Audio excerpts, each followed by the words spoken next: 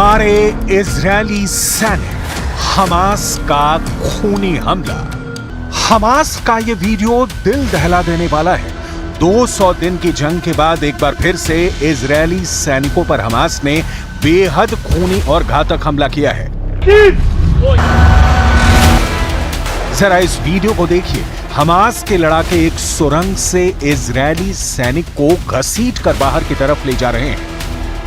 Hamas ने अपने इस वीडियो में दावा किया है कि हमने सुरंग युद्ध में इजरायली सैनिकों को न सिर्फ जान से मार डाला है, बल्कि कई इजरायली सैनिकों को बंधक बना लिया है। उनके हथियार भी जब्त कर लिए हैं। ये वीडियो उत्तरी गाजा के जबालिया कैंप का बताया जा रहा है। हम आपको एक एनिमेशन के जरिए बताते हैं कि आखिर हमास ने इजरायली सैनिकों को इतनी आसानी से कैसे मार डाला, क्योंकि इजरायली सैनिकों के पास न सिर्फ घातक हथियार और हाई टेक्नोलॉजी मौजूद थी, बल्कि मरकावा टैंक और फुल बैकअप पीछे से मौजूद था।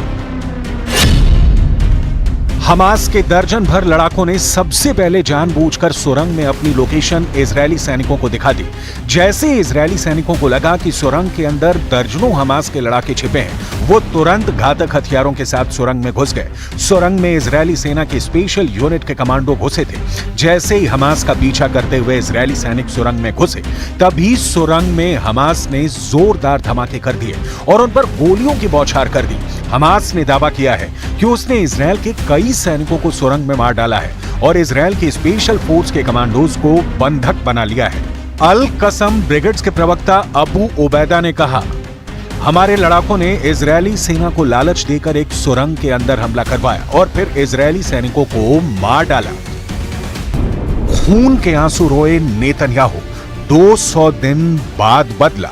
7 अक्टूबर 2023 के बाद से इजरायली सेना गाजा पट्टी को 80% तक तबाह कर चुकी है, लेकिन हमास के लड़ाकों को खत्म नहीं कर पाई है। हैरानी की बात तो यह है कि हमास के लड़ाके अब उन जगहों पर हमला कर रहे हैं जहां नेतन्याहू दुनिया के सामने दावे कर रहे थे कि उत्तरी गाजा और जबालिया इलाके से हमास के लड़ाकों का पूरी तरह से खात्मा कर दिया गया है। लेकिन हकीकत में हमास के लड़ाके न सिर्फ दक्षिणी गाजा के शहर रफा में हमले कर रहे हैं, बल्कि उत्तरी गाजा में भी इजरायली सेना पर रॉकेट लॉन्चर और हथियारों से हमले कर रहे हैं। कब्र से निकला हमास, जबालिया में फंसा इजरायल। इस वक्त इजरायली सैनिक रफा, उत्तरी गाजा, दक्षिणी गाजा, गाजा सिटी और मध्य गाजा में जंग कर रहे हैं। पश्चिमी देशों के वॉर एक्सपर्ट साफ कह रहे हैं कि 200 दिन से ज्यादा की जंग के बाद इजरायल रफा में फंस गया है। जरा देखिए, हमास के लड़ाके हाथों में हथियार लिए एक बार फिर से इजरायल के खिलाफ एकजुट हो चुके हैं। जनाजे में उमड़ी भीड़ साबित कर रही है कि भले ही इजरायल 10,000 से ज्यादा हमास के लड़ाकों को मार चुकी है, लेकिन हमास के लड़ाकों की संख्या में जरा भी कमी नहीं आई है।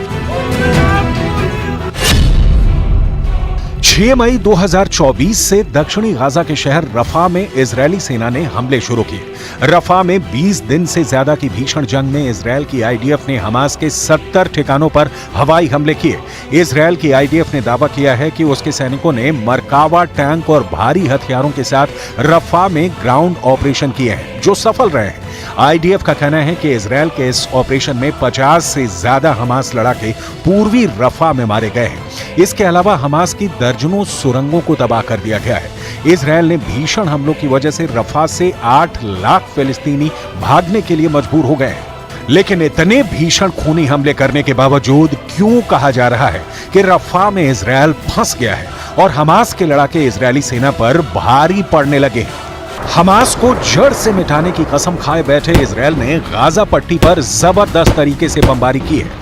तास की रिपोर्ट के मुताबिक हमास पोलित ब्यूरो के सदस्य ओसामा हमदान ने बताया था कि 7 अक्टूबर से लेकर 6 नवंबर 2023 तक गाजा पर 35,000 टन विस्फोटकों से भरे बम गिराए गए हैं। इससे अंदाजा लगाया जा सकता है कि हमास को मिटाने के लिए इजरायल को कितनी भारी कीमत चुकानी पड़ रही है। इधर तमाम दबावों के बावजूद नेतन्याहू रफा में खूनी जंग पर उतारू हैं। हमास की सशस्त्र शाखा एज़ेदीन अल कसम ब्रिगेड ने कहा है कि उसने इजरायल के अश्कलोन बंदरगाह की ओर रॉकेटों की बौछार की और उत्तरी गाजा में जबालिया शरणार्थी शिविर में एक इजरायली कमांडो सेंटर को निशाना बनाया। हमास का दावा है कि इजरायल के सबसे घातक मरकावा टैंक को तबाह कर रहा है। उनके दर्जनों सैनिकों को हफ्ते भर में मार चुका है।